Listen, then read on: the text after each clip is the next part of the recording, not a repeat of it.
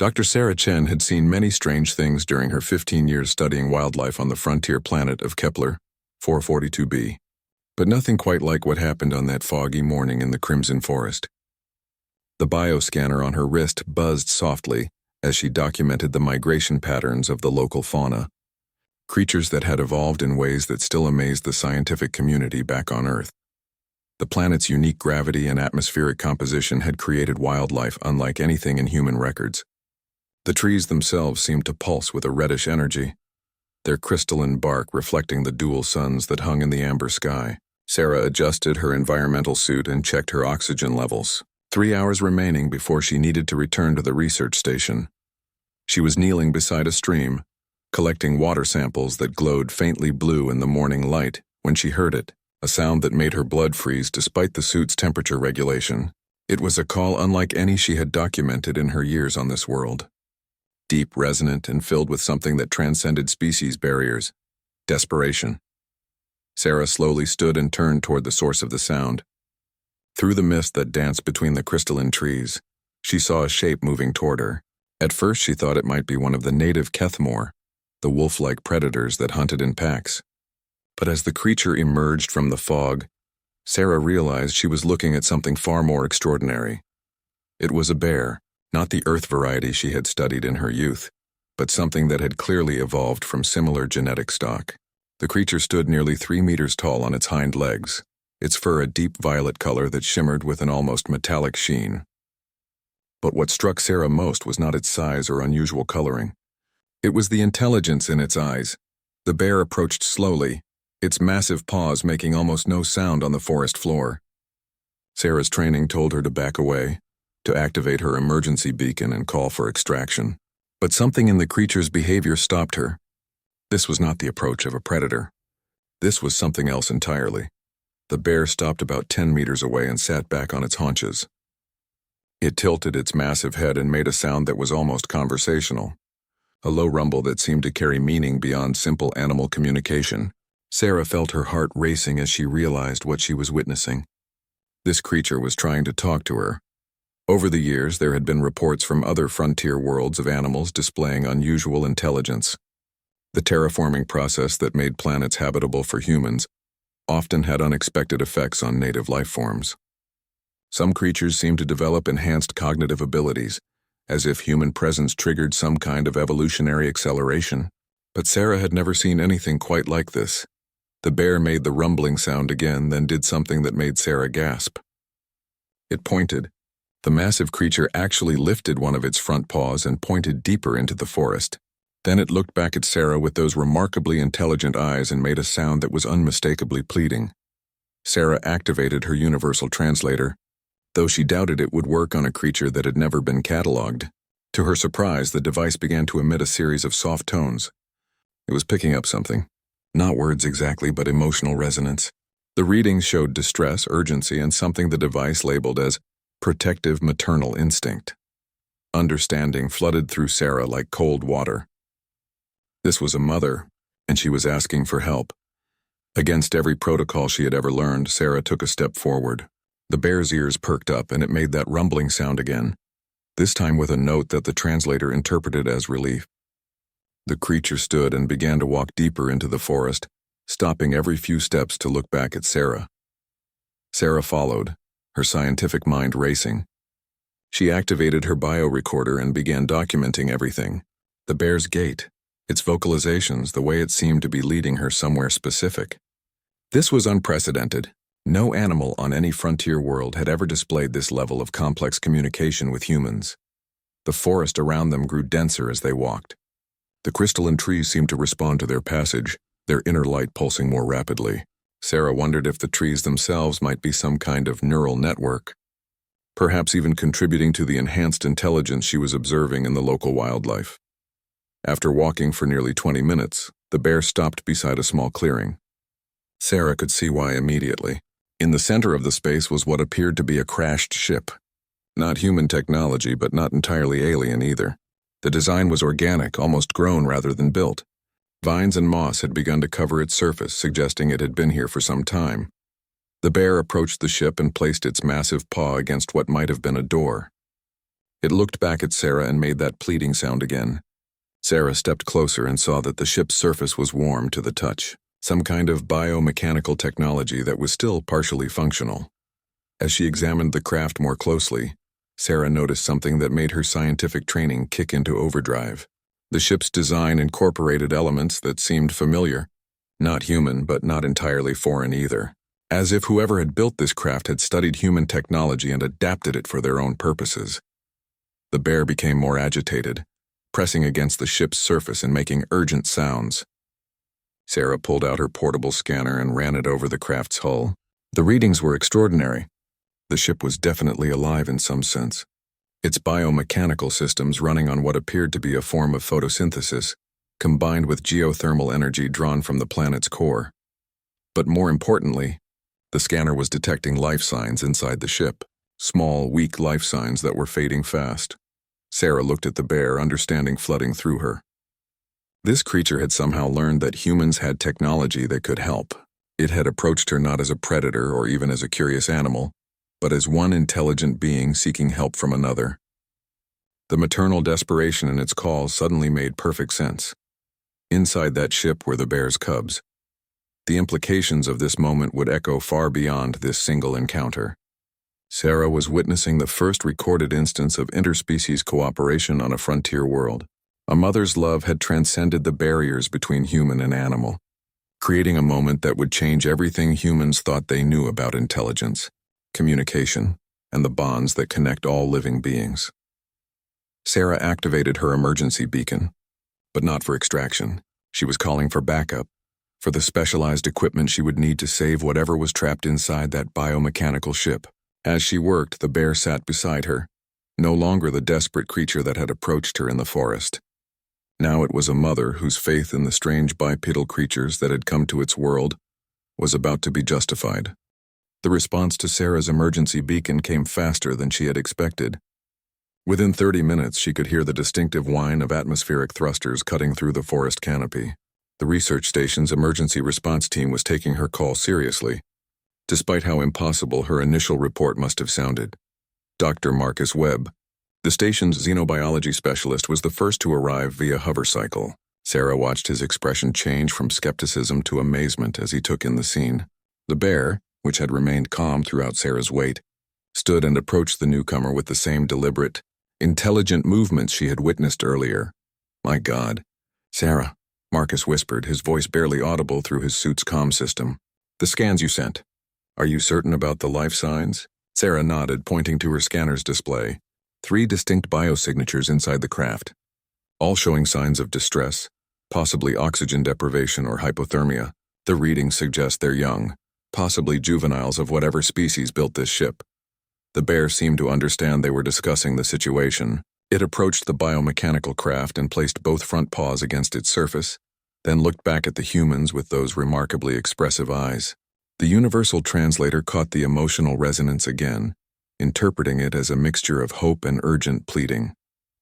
Marcus pulled out his own scanner and began taking readings. "The technology is incredible. It's definitely biomechanical, but the complexity is beyond anything we've seen from the native species. The power source appears to be failing, which would explain the weakening life signs." Additional team members arrived over the next few minutes. Dr. Elizabeth Reeves, the station's chief engineer, brought portable power cells and cutting tools.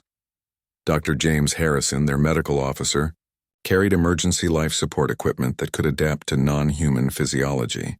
Each new arrival went through the same process of disbelief and wonder as they encountered the bear. The creature seemed to recognize that these humans were here to help. It stepped back to give them room to work but never strayed far from the ship. Occasionally it would make soft rumbling sounds that the translator interpreted as encouragement or gratitude.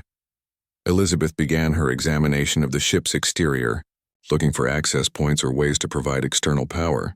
"The hull is definitely organic," she reported. "It's more like a shell or carapace than traditional metal, but there are interfaces here that look almost technological, as if the biological and mechanical elements are completely integrated." As the team worked, Sarah noticed something remarkable happening in the forest around them. Other animals were beginning to appear at the edges of the clearing, not approaching directly, but watching from the safety of the crystalline trees.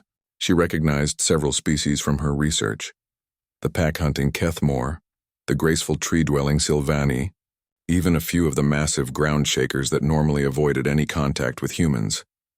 "Marcus," she said quietly, "look around us. They're all watching." Marcus followed her gaze and his breath caught. "It's like they know something important is happening. Have you ever seen behavior like this?" Sarah shook her head. In all her years studying this world's ecosystem, she had never witnessed anything approaching this level of interspecies awareness. It was as if the entire forest was holding its breath, waiting to see what the humans would do. Elizabeth's voice crackled through the comm system. "I think I've found something. There's a section here that feels different from the rest of the hull, softer, more pliable. It might be some kind of emergency access port." The bear immediately moved to Elizabeth's position, placing its massive paw on the exact spot she had identified. It pressed gently, and to everyone's amazement, a section of the hull began to iris open, revealing a dark interior space. "Incredible," James breathed. It responded to the bear's touch. There might be some kind of biometric recognition system built into the ship. The opening was large enough for a human to crawl through, but barely. Sarah could see faint light emanating from somewhere deep inside the craft. The air that escaped carried a strange, sweet scent that reminded her of the crystalline trees. James checked his scanner readings. The atmosphere inside is definitely breathable for humans, but the oxygen content is dropping. Whatever's in there won't last much longer without intervention. The bear made an urgent sound and looked directly at Sarah. The meaning was clear. It wanted her to go inside. "I'll go," Sarah said, already moving toward the opening. "I'm the smallest and the bear seems to trust me specifically." Marcus grabbed her arm. "Sarah, we have no idea what's inside that ship. The inhabitants might be hostile, or there could be biological hazards we can't detect." "There are babies dying in there," Sarah replied firmly, "and their mother came to us for help. That means something." She crawled through the opening, her suit's lights illuminating the interior of the biomechanical craft. What she saw took her breath away. The inside of the ship was like nothing from human technology. The walls seemed to pulse with a gentle bioluminescence, and the floor felt warm and slightly soft beneath her feet. It was more like being inside a living organism than a spacecraft. Following the faint light deeper into the craft, Sarah found herself in what appeared to be a central chamber. And there, huddled together in a nest-like depression in the floor, were three small creatures that made her heart skip a beat.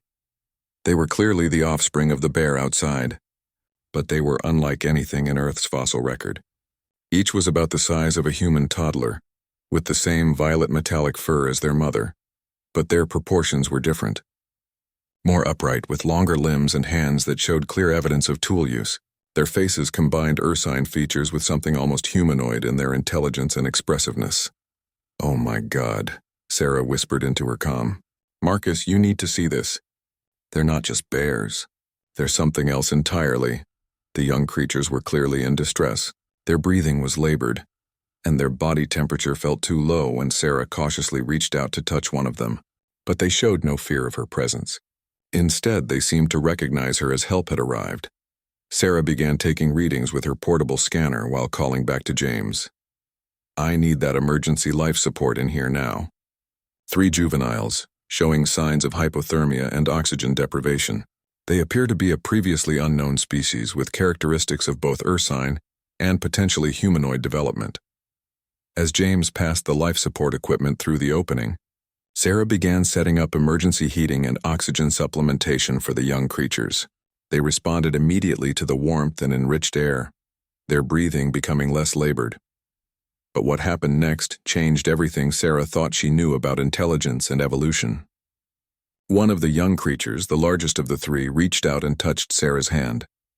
And in that moment of contact, images flooded her mind. Not thoughts exactly, but impressions. Images of the ship traveling between stars, of a world dying in the cold of space, of desperate parents seeking a new home for their children. And underlying it all, a sense of gratitude so profound it brought tears to Sarah's eyes. These creatures were not just intelligent. They were telepathic, and they had been trying to reach a world where their children could survive. Earth's frontier colonies represented hope for a species whose own planet had become uninhabitable. The implications were staggering. First contact with an intelligent alien species had not come through grand diplomatic missions or military encounters. It had come through a mother's desperate love for her children and her faith that the strange new creatures sharing her adopted world might help. As Sarah worked to stabilize the young aliens, she realized that everything humanity thought it knew about intelligence, evolution, and their place in the universe was about to change forever. The moment Sarah made contact with the young alien, everything changed. The telepathic connection was unlike anything she had ever experienced. It wasn't invasive or overwhelming, but gentle, like a warm current of understanding flowing between two minds. Through that connection, she began to comprehend the true scope of what was happening. The species called themselves the Urolith, which translated roughly to children of the dying star. Their homeworld had been consumed by a stellar catastrophe centuries ago, forcing the survivors to flee in biomechanical ships that were part vessel, part living organism. These ships could sustain life for generations, but they were not meant to be permanent homes. The young Urolith Sarah was treating was named Corvain, and through their connection, she learned that he and his siblings had been born during the long journey to this world. Their parents had chosen Kepler 442b because its ecosystem showed signs of being able to support their species' unique biological needs. But the landing had gone wrong and their ship had crashed, leaving them stranded. "Sarah, your vital signs are spiking." Marcus's voice came through her comm with concern. "What's happening in there?" "They're telepathic," Sarah managed to say while maintaining her connection with Corvain. "I'm receiving information directly from one of them. They're refugees, Marcus. Their entire species is scattered across the galaxy, looking for new homes." The implications hit the research team like a thunderbolt. Elizabeth Reeves, still working on the ship's exterior systems, paused in her repairs. "Refugees? You mean this was intentional migration, not just an accident?" Through Corvain, Sarah learned more. The Urolith had been monitoring human expansion into this sector of space for decades. They had observed human terraforming techniques, human compassion for other species, and human willingness to share worlds with indigenous life forms. That observation had led to a desperate decision, to trust that humans might accept them as allies rather than invaders.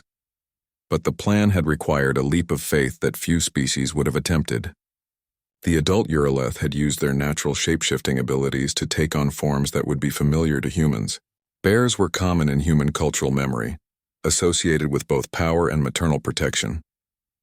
The mother who had approached Sarah was not a bear who had gained intelligence, but an intelligent alien who had chosen to appear as something humans would understand. "The mother outside," Sarah called to her team. "She's not actually a bear. She's using some kind of biological camouflage to appear as something we would recognize and trust." Dr. Harrison, who had been monitoring the life signs of the creatures inside the ship, looked up in amazement. "That level of biological control is incredible. The cellular manipulation required to maintain such a disguise would be beyond anything we've ever encountered." As Sarah continued working to stabilize the young Urolith, she became aware of more information flowing through their connection. The Urolith possessed technology that could benefit humanity immensely. But they were not conquerors or traitors.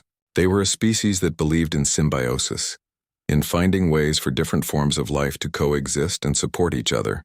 Their biomechanical ships were just one example. The technology could revolutionize human space travel, creating vessels that could repair themselves, adapt to different environments, and sustain life indefinitely.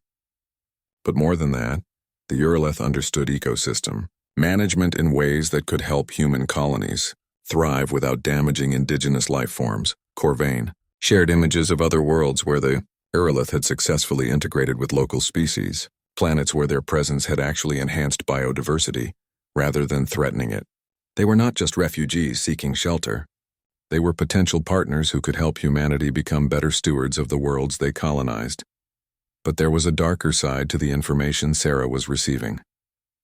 The Urolith were not the only species fleeing the catastrophes that were becoming more common in this region of space. There were others, some friendly, some decidedly hostile.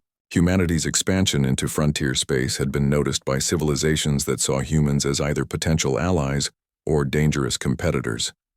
"Marcus," Sarah said urgently, "we need to get word back to Earth immediately. This isn't just about this one family.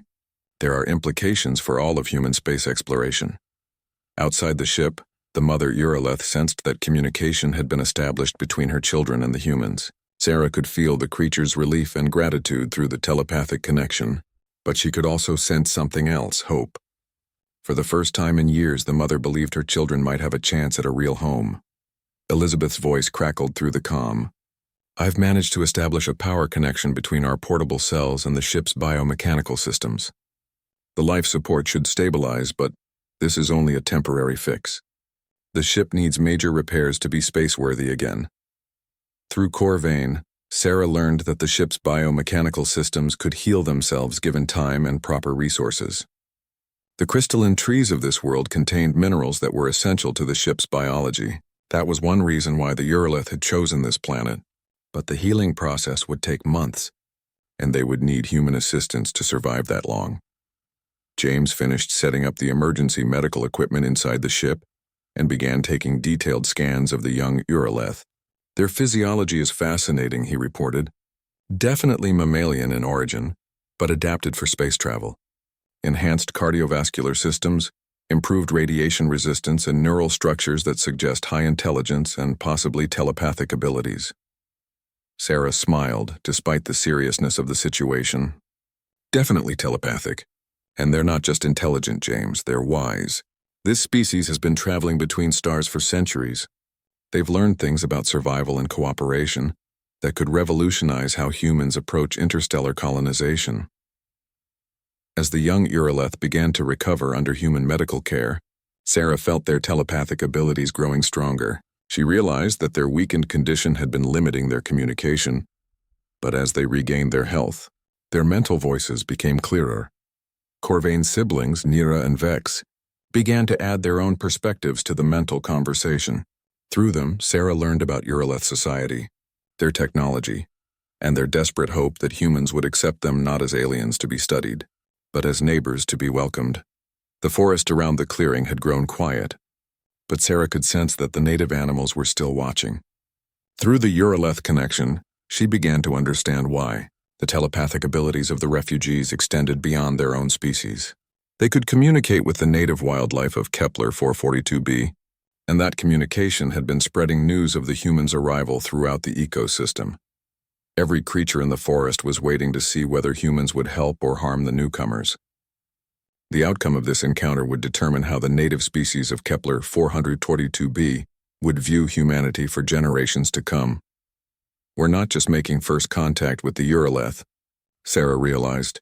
"We're being tested by an entire world." The weight of that responsibility was enormous. But as Sarah looked at the young aliens who were now breathing easily, thanks to human medical intervention, she felt a surge of pride in her species. Humans had chosen to help, even when faced with something completely unknown and potentially dangerous. That choice was about to echo across the galaxy in ways that none of them could yet imagine. News of the first contact spread through human space like wildfire. Within hours of Sarah's initial report, every major news network, scientific institution, and government agency was demanding more information. The implications were staggering, and the response from Earth was swift and overwhelming. Dr. Amanda Foster, the Director of Colonial Affairs, arrived on Kepler 442b just 3 days after the initial contact. She brought with her a full diplomatic team, xenobiologists, engineers, and enough equipment to establish a proper first contact protocol. But what she found when she arrived was something that challenged every assumption about how such encounters should unfold. The Uralith mother, who had revealed her true form once her children were safe, was unlike anything in human experience. Standing nearly 4 meters tall in her natural state, she appeared as a graceful combination of ursine strength and humanoid intelligence. Her fur was the same violet metallic color as her children, but it seemed to shift and change subtly with her emotions, creating patterns that were both beautiful and deeply expressive. She had chosen the name Thera for human use, though Sarah learned through the telepathic connection that Uralith names were actually complex musical concepts that conveyed family history, personal achievements, and future aspirations. The human tongue could not produce the sounds, and human minds could not fully grasp the cultural significance, so simplified names had become necessary for communication. "The situation is unprecedented," Dr. Foster told Sarah as they observed Thiara interacting with her children. who were now fully recovered and exploring the forest around their ship with obvious delight. We have protocols for hostile first contact, for discovering ruins of dead civilizations, even for encountering primitive species. But we have nothing for refugees who specifically sought us out for help. The children, Corvain, Nira, and Vex, had adapted to human presence with remarkable ease. Their telepathic abilities allowed them to communicate directly with the research team, though they seemed to prefer Sarah as their primary contact. Through them, the humans were learning not just about Uroleth society, but about the broader galactic community that humanity had unknowingly entered. Show them the star maps, Corvain suggested during one of their mental conversations. The young Uroleth had become something of a translator between his mother and the human diplomatic team. Tiara approached the portable holographic projector that Dr. Foster's team had set up. With careful movements of her hands, she began to manipulate the display, showing star systems that were familiar to human astronomers, but adding information that changed everything they thought they knew about local space. Red markers appeared throughout the displayed region, indicating stellar catastrophes both natural and artificial. Some were the result of aging stars going nova or supernova, but others showed signs of deliberate destruction. Someone or something was systematically destroying star systems, forcing entire civilizations to flee their homeworlds. "My God," breathed Dr. Chen, the team's astrophysicist. "How many species are we talking about?" Through Thyara and her children, the humans learned that at least 17 different intelligent species were currently displaced in this region of space. Some, like the Uroleth, were peaceful refugees seeking only safe harbor. Others had been driven to desperation and violence by their circumstances. And a few had become nomadic raiders, taking what they needed from whatever worlds they could conquer. The Uroleth had specifically chosen to approach humanity because their long observation had convinced them that humans possessed two qualities that were rare in the galaxy: adaptability and compassion. Other species that had contacted humans had met with either fear-driven aggression or attempts at exploitation. The Uroleth hoped that humans might be different. "We need to contact Earth immediately," Dr. Foster said. "The Colonial Defense Force needs to know about the hostile species, and the Science Council needs to understand the opportunity we're being offered." But Thyara had a different suggestion. Through her children's translation, she proposed something that made the entire diplomatic team pause. Rather than immediately involving Earth's military and political structures, she suggested a small-scale integration program. Allow her family to remain on Kepler 442b, working alongside the human colonists to prove that cooperation was possible. The Uroleth possessed knowledge of biomechanical engineering that could solve many of the problems human colonies faced. Food production in alien environments, medical techniques that could adapt to any biology, even methods for communicating with and befriending indigenous species.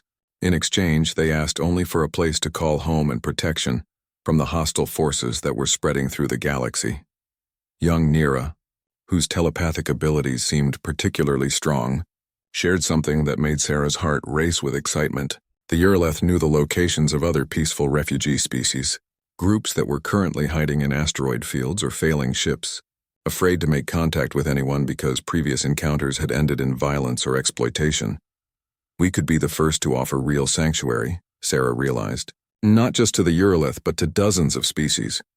Kepler 442b could become a model for how humans handle first contact with displaced civilizations." Dr. Foster was intrigued but cautious. The political implications on Earth would be enormous. There are factions that believe human expansion should prioritize human interests exclusively. Offering sanctuary to alien refugees could trigger significant opposition. But as they spoke, something remarkable was happening in the forest around them. The native species of Kepler 442b were beginning to interact with the Uroleth in ways that amazed the human observers.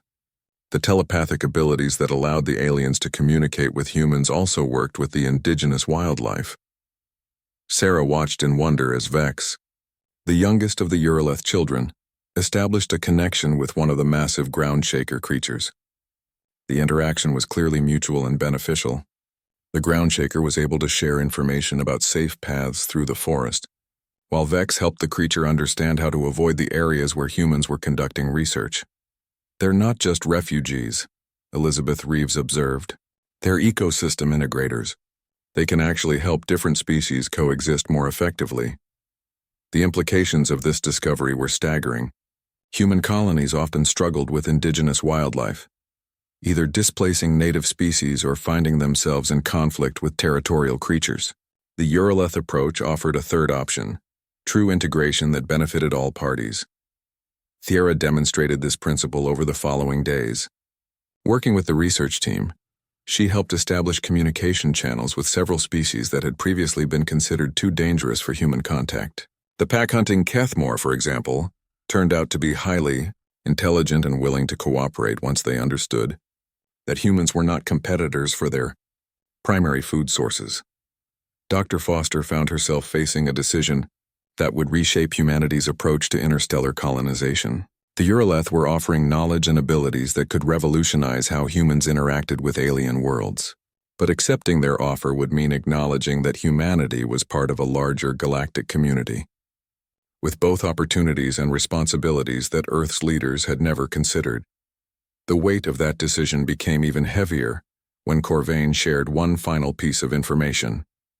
The hostile forces that were destroying star systems were not random raiders or natural catastrophes.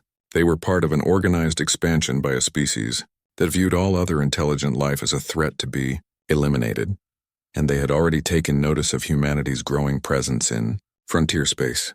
The clock was ticking, and the decision about whether to accept the Urolith as allies might soon become a matter of survival for both species. The desperate mother who had approached Sarah in the forest had brought more than just a plea for help. She had brought an opportunity to forge alliances that could determine humanity's future among the stars. But first, they had to convince Earth that some opportunities were worth the risk. The response from Earth came faster than anyone expected, but it was not what Dr. Foster and her team had hoped for. The Terran Council's message was clear and uncompromising. Maintain minimal contact with the alien refugees until a proper military assessment could be conducted. Under no circumstances were the humans on Kepler 442b to share advanced technology or detailed information about human capabilities. They're afraid, Sarah said as she read the official directive for the third time.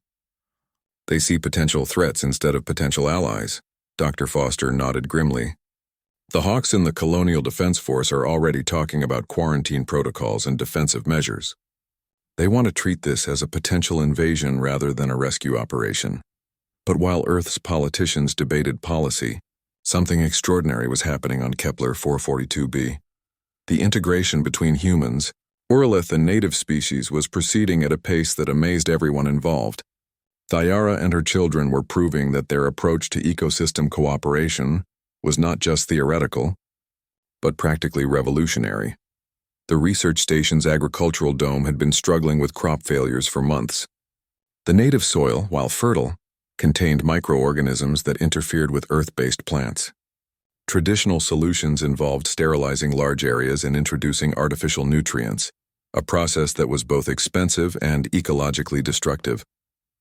Thiara offered a different approach. Using her biomechanical knowledge, she helped the human agricultural team develop symbiotic relationships between Earth crops and native microorganisms. Instead of fighting the local ecosystem, they found ways to work with it. The result was crop yields that exceeded anything the colonists had achieved, with no negative impact on surrounding native plant life. "This is incredible," Dr. Martinez, the station's agricultural specialist, reported to Earth. "We're not just growing food more efficiently. We're actually improving soil quality and biodiversity in the process." The Urolith approach could revolutionize colonial farming throughout human space. But Earth's response was to order a halt to all cooperative projects until security assessments could be completed. The fear was that the aliens might be gathering intelligence about human capabilities or introducing biological agents that could be used as weapons. Sarah felt the frustration radiating from Thiara and her children through their telepathic connection. The Urolith had approached humans with complete openness, sharing their most advanced knowledge and revealing their greatest vulnerabilities. To have that trust met with suspicion was both heartbreaking and potentially dangerous. They're starting to doubt whether they made the right choice.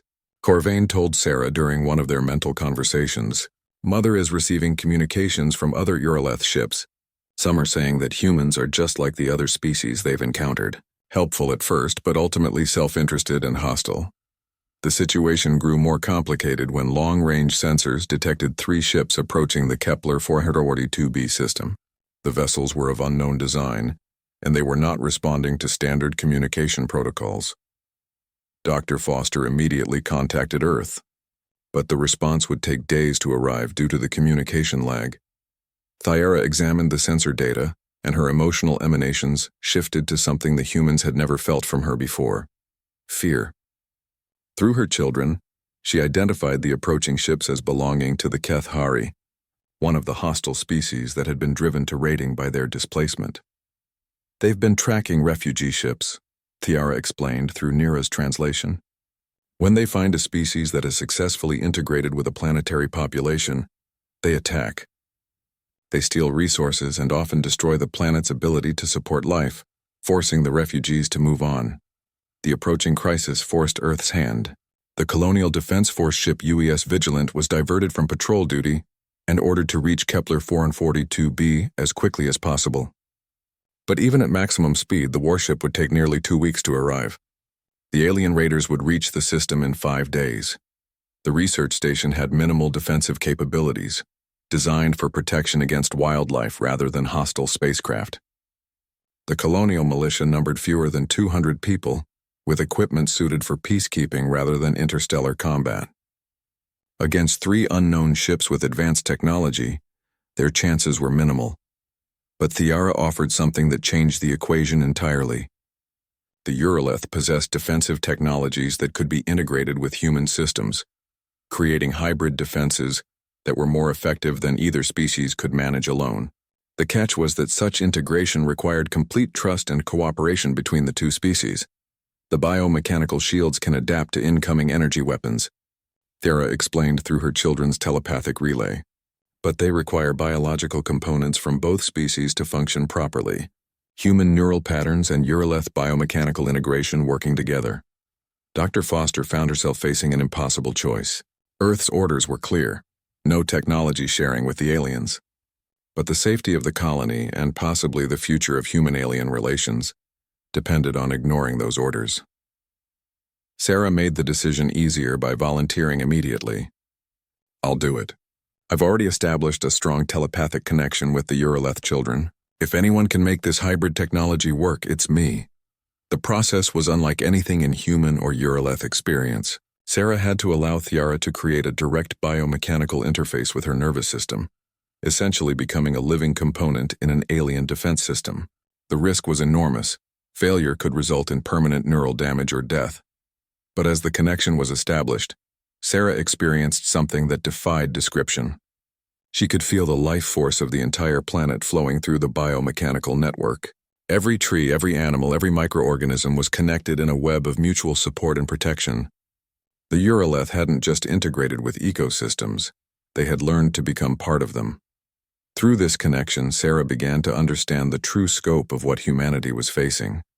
The hostile species spreading through the galaxy weren't just raiders driven by desperation. They were part of a deliberate philosophy that viewed cooperation and symbiosis as weakness.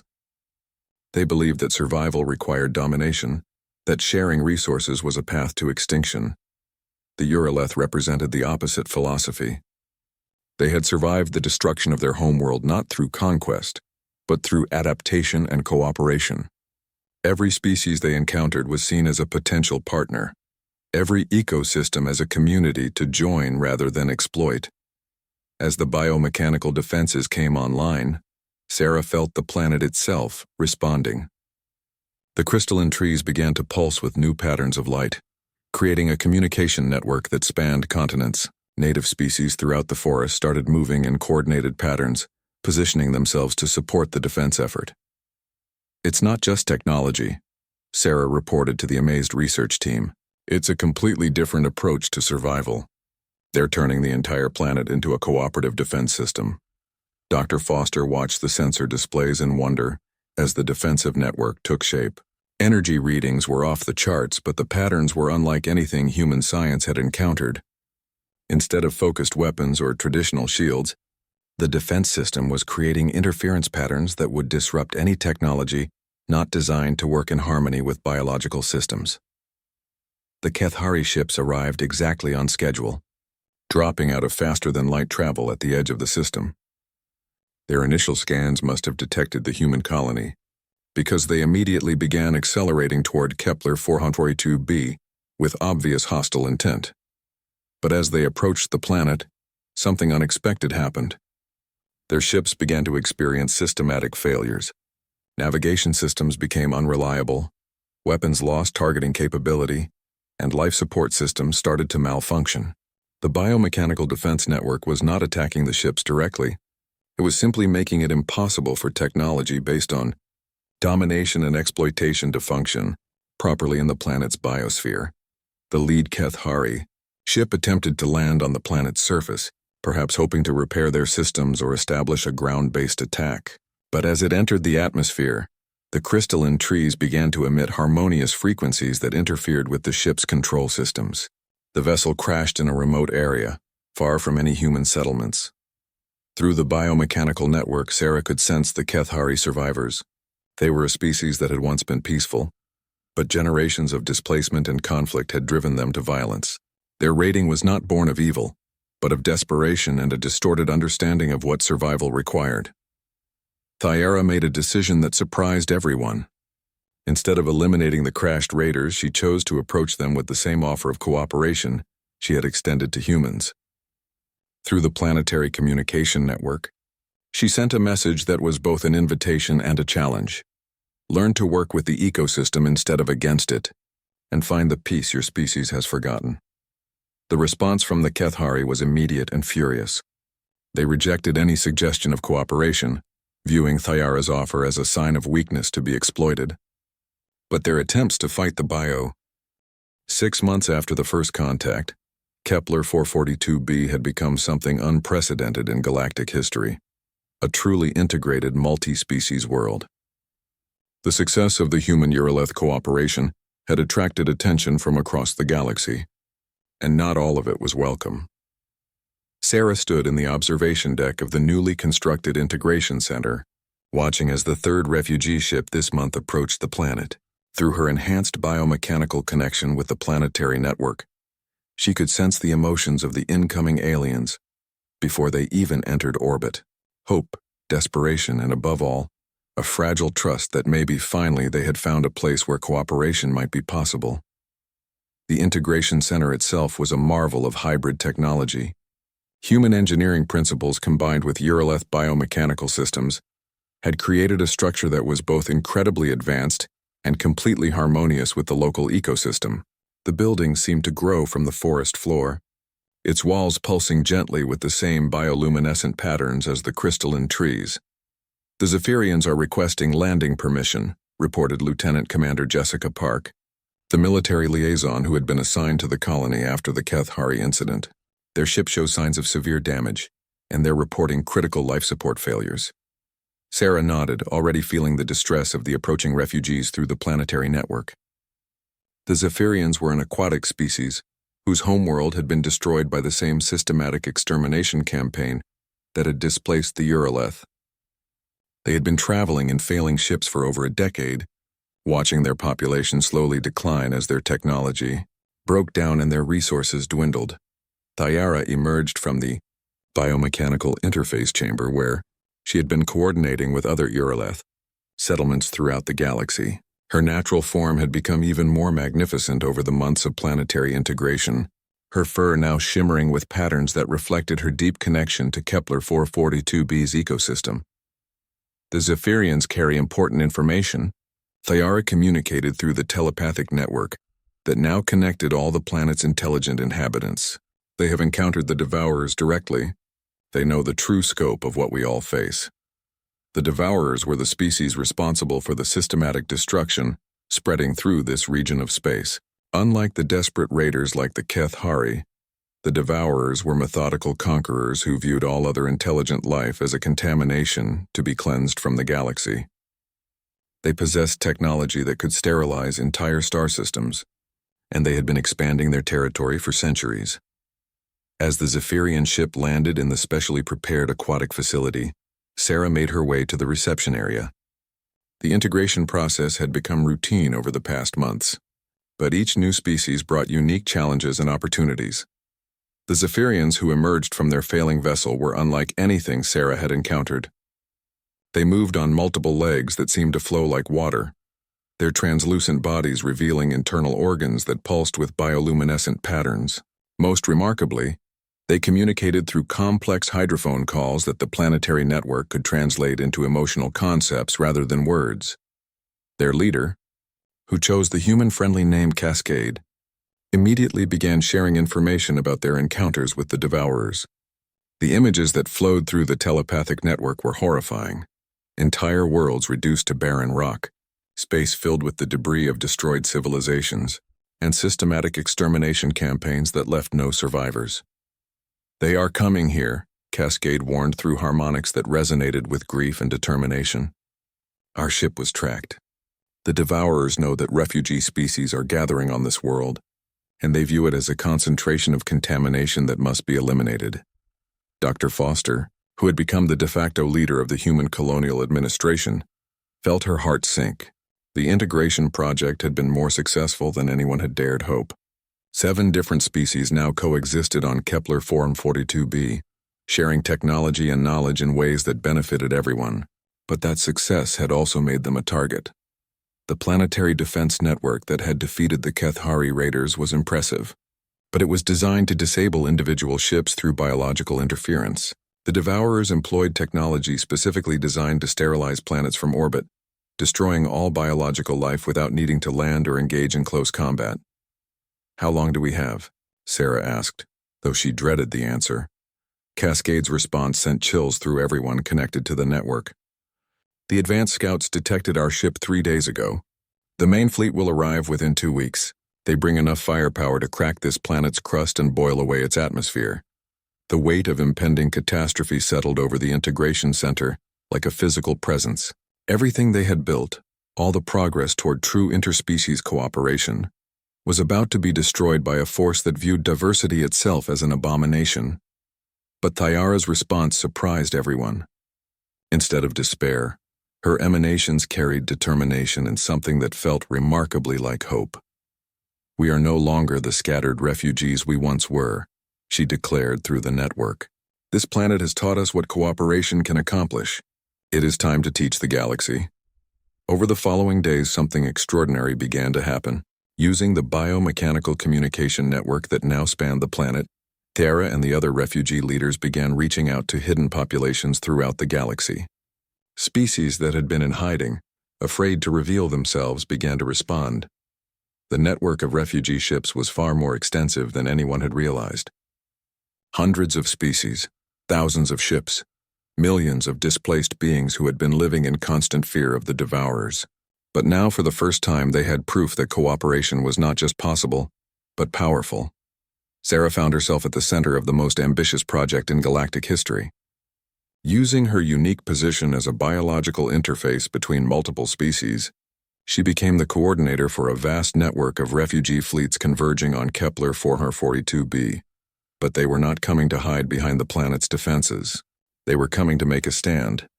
The first refugee fleet to arrive brought the crystalline builders, a silicon-based species whose technology could create massive structures in space.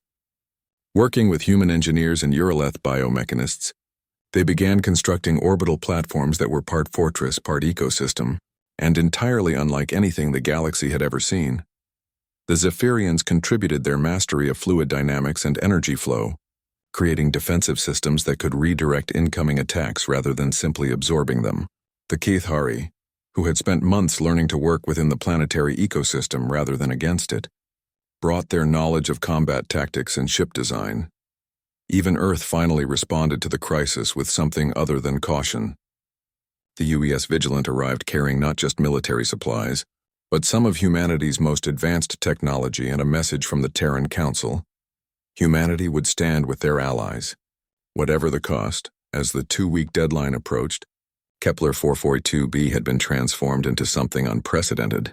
The planet itself had become the center of a vast defensive network that incorporated technology from 8 different species, powered by biological systems that connected every participant in a web of mutual support.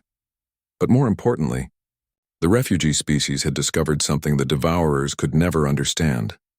That diversity was not weakness to be eliminated, but strength to be celebrated. Every different approach to technology, every unique perspective on survival, every species' particular gifts had been combined into something greater than the sum of its parts. When the devourer fleet finally arrived at the edge of the system, they found something that challenged every assumption they had made about inferior species and contaminated worlds. They found an alliance that was ready to fight, not just for survival, but for the right to exist as they chose to be. The devourer fleet that emerged from faster-than-light travel at the edge of the Kepler 442b system was unlike anything the defenders had prepared for. 27 massive vessels, each one the size of a human city, their dark hulls seeming to absorb light rather than reflect it. They moved with the inexorable patience of a force that had never known defeat. Sarah felt the collective intake of breath from every species connected to the planetary network. Through her biomechanical interface, she could sense the fear radiating from thousands of refugees who had witnessed the devourer's work before, but underneath that fear was something new, determination backed by unity. The lead devourer ship broadcast a message on all frequencies, its artificial intelligence speaking in perfect translations to every species present. Contaminated worlds will be cleansed. Inferior species will be eliminated. The galaxy will be purified. You have one standard time unit to surrender for efficient processing. Dr. Foster, now serving as the coordinator for the Multi-Species Defense Alliance, looked around the Integration Center's command chamber. Representatives from 8 different worlds stood or floated or crystallized beside their human allies, each species contributing their unique capabilities to the defense effort. "Send our response," Foster ordered. Sarah opened the planetary communication network to its fullest extent. When she spoke, her words were carried not just by radio waves, but by the biomechanical network that connected every living thing on Kepler 442b and every ship in the defensive fleet. "This is Sarah Chen, speaking for the Kepler 442b Integration Alliance. We reject your demand for surrender. This world and every being on it chooses cooperation over domination, diversity over purity, and life over extinction. If you want to destroy us, you'll have to face what we've built together." The devourer response was immediate and devastating. Energy beams lanced out from the lead ships, weapons that had cracked the crusts of 100 worlds. But instead of striking the planet directly, the beams encountered something the devourers had never faced before. The defensive network that surrounded Kepler 442b was not a traditional shield or barrier. It was a living system that incorporated the best of every allied species technology. Crystalline Builder constructs redirected incoming energy through biomechanical conduits that absorbed and redistributed the power throughout the entire network. Zephyrian fluid dynamic systems created interference patterns that disrupted the coherence of enemy weapons. Human tactical systems coordinated responses across multiple dimensional frameworks that confused targeting systems designed for single-species technology. But most importantly, the Urolith biomechanical integration had created something the devourers could not comprehend. A defensive system that grew stronger under attack, using the enemy's own energy to enhance its capabilities. "Impossible," came the mechanical voice from the devourer fleet. "Inferior species cannot coordinate such systems. Our analysis indicates this is deception." Thera's response rippled through the network with something that might have been laughter. "Your analysis is based on the assumption that cooperation is weakness. You have never faced species that choose to work together rather than dominate each other." The battle that followed was unlike any conflict in galactic history. The devourers employed increasingly powerful weapons, tactics that had sterilized hundreds of worlds. But each escalation met with adaptation from the Alliance, new combinations of technology and biology that turned the attackers' strength against them. Young Corvain, now grown into a formidable strategist, coordinated with human military officers to develop tactics that used the devourer's own systematic approach against them. The enemy relied on predictable patterns of escalation, assuming that eventually their superior firepower would overwhelm any defense. But the Alliance deliberately changed tactics faster than the devourers could adapt, using their diversity as a tactical advantage. The turning point came when the Alliance stopped playing defense entirely. Using a combination of crystalline builder space construction technology and Urolith biomechanical systems, they began growing new ships in real time. Not building them in the traditional sense, but actually growing them like living organisms that incorporated the best features of every allied species' designs. The Devourers found themselves facing an enemy that literally evolved during combat, adapting to each new threat faster than it could be deployed. Their systematic approach to warfare, which had served them for centuries, became a liability against opponents who embraced change and cooperation. But the real shock came when Sarah opened a direct communication channel to the Devourer Fleet Command. Through her enhanced biomechanical interface, she reached out not to the artificial intelligences that controlled the ships, but to the biological beings that had created them. What she found changed everything. The Devourers were not evil conquerors driven by malice or superiority. They were a species so traumatized by their own history of cooperation and betrayal that they had chosen to eliminate all other intelligence rather than risk being hurt again. Their campaign of extermination was born not of hatred, but of the deepest possible fear of vulnerability. "We understand." Sarah broadcast directly into the consciousness of the Devourer fleet commanders. "You've been hurt so badly that you believe isolation is the only safety. But look at what we've built here. Look at species that were enemies learning to trust each other. It's possible to be strong without being alone." The response from the Devourer fleet was chaos. For the first time in centuries, their systematic approach to destruction faltered as individual commanders began to question their mission. Some ships continued the attack, but others held their fire, their crews struggling with concepts they had forbidden themselves to consider. The battle became a conversation, fought with both weapons and words. The Alliance demonstrated through action that cooperation was not weakness, that diversity created strength, and that trust between species was not just possible but practical. One by one, Devourer ships began to withdraw from combat, not in defeat but in confusion and doubt about everything they had believed. Their systematic campaign of extermination had been based on the assumption that cooperation always led to betrayal and destruction. Seeing the Alliance hold together under the ultimate test challenged their fundamental worldview. The lead Devourer ship was the last to cease fire. Its commander, speaking directly for the first time in decades, transmitted a message that stunned everyone who heard it. "We require time to process these observations. This outcome was not within our calculated parameters. We will withdraw to consider the implications of your continued existence." As the Devourer fleet departed the system, they left behind something unprecedented: doubt about their own mission and the first proof they had encountered in centuries that cooperation between species might actually be possible. The victory celebration on Kepler 442b was unlike anything the galaxy had ever seen. 8 species, along with humans, celebrating not just survival but the proof that their chosen path was stronger than the alternatives. But more importantly, they had planted seeds of doubt in the minds of their greatest enemies. Sarah stood in the forest where she had first encountered Thyara, the desperate mother who had approached her for help. The crystalline trees pulsed with patterns that connected this small clearing to a network spanning multiple star systems, carrying messages of hope to refugee populations throughout the galaxy. "What happens now?" Sarah asked through the biomechanical link.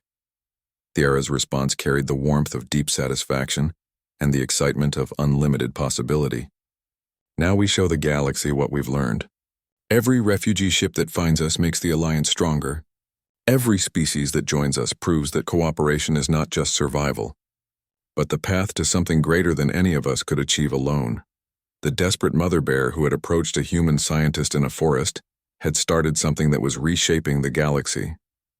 Not through conquest or domination, but through the simple revolutionary idea that different species could choose to help each other. As news of the Devourer withdrawal spread through refugee networks, more ships began changing course toward Kepler 442b. Not just seeking shelter anymore, but wanting to be part of something that was proving diversity was strength, cooperation was power, and trust between species was the foundation for a future none of them could build alone. The galaxy would never be the same. And it all started with a mother's love for her children and her faith that strangers might choose to help rather than harm. In years to come, Historians would mark this as the moment when the galactic community truly began. But for Sarah, watching Thyara's children play with human colonists and refugees from a dozen worlds, it felt like something much simpler and infinitely more precious. It felt like home.